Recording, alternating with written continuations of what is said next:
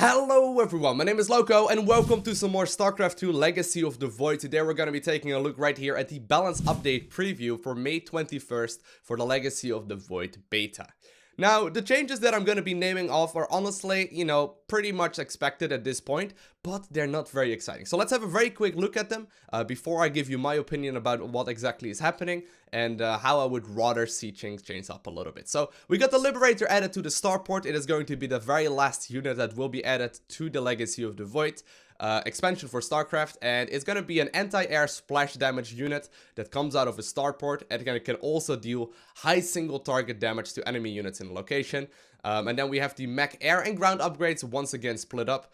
Cleaned up these structure subgroup priorities, not that interesting. Geyser amount increased to 2000 gas. We got the Roach Burrow move. Now, once again, an upgrade, so you do need to research that in the Roach Warren. And Swarm Host cannot move underground whatsoever anymore. Now, these changes, while they are not bad at all, and also, by the way, I forgot to point that one out, the missile turret build requirement changed back to the engineering bay. So, you once again will need an engineering bay in order to actually create a missile turret. Now, while none of these changes are particularly bad, and while I don't actually mind it too much, I feel like this is not really a good direction to be heading in. And I want to try and explain my thought process behind this, and hopefully, you will be able to form your own opinion about this thing as well. If you run into anything yourself that you would like to talk about as well, make sure you let me know in the comment section right below the video, because I would love to hear your opinion. But here's mine. So basically, right now, Legacy of the Void is in beta. Blizzard announced that this beta was gonna take a long time, so I'm not expecting Legacy of the Void to come out any earlier than the end of the year. Okay, that is where I'm thinking. It is gonna be released. Obviously, I don't know anything more than you do. I'm expecting it to be released in quite a while away. And while these changes are not bad whatsoever, I mean, sure, we can get some extra gas. I mean, I talked about that in depth in videos in the past, that I don't really like the fact that we are once again creeping up to bigger economies off of bases. But, that's all fair and dandy. I really wish that there would be some bigger changes happening to the Legacy of the Void beta. And that is not to say that the Legacy of the Void beta currently is bad. I absolutely love playing Legacy of the Void. But the one thing that I did notice is that there is a lot of room right now to mess around with certain units and to mess around with certain strategies. Once again, once the game will be released, obviously there's gonna be people's livelihoods, people like pro gamers and whatnot that need to win tournaments and need to perform well to stay on a team. So making changes then is gonna be very difficult. I mean, you can't just simply add a new infestor spell all of a sudden when the game has been released, right? That would actually seriously change up the balance. But at this very moment in time, I would say that balance is one of the least important priorities, and I would really rather see some massive changes to the game and at least try things out. And while these changes, once again, they're not bad. I'm sure that, there's a good reason why Roach Burrow apparently was a little bit too powerful right there and why it needed some changing up.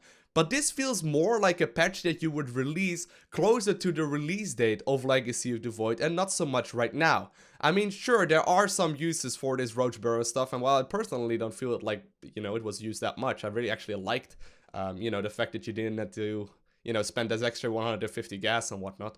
But it really feels like this patch would be better off if it is closer to the actual Legacy of the Void release date. I think it would, for example, be cool, okay? Obviously, this is not gonna be balanced suggestions at all, but what I, for example, would really like to see is something crazy, like a new add-on for the Terran players. So maybe, after getting the engineering bay and the armory or something, you can also start getting an extra add-on, like you have in the single player of Wings of Liberty, so the Wings of Liberty campaign, where you can pump out double Marauders. I mean, Marauders right now are pretty good, and I would like to see them being used even more.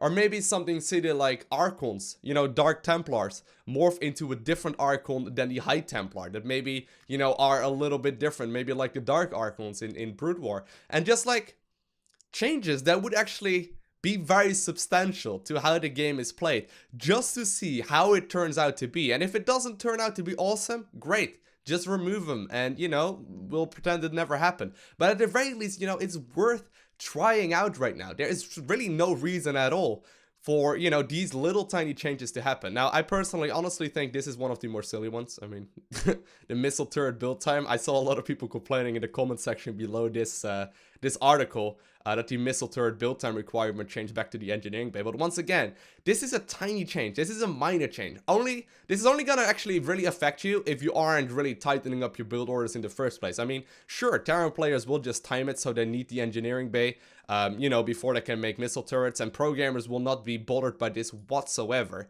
And, you know, honestly, it's kind of pointless, but I really feel like it would be so much cooler if we could see some massive changes to the game just to see how it turns out, you know, to actually play out.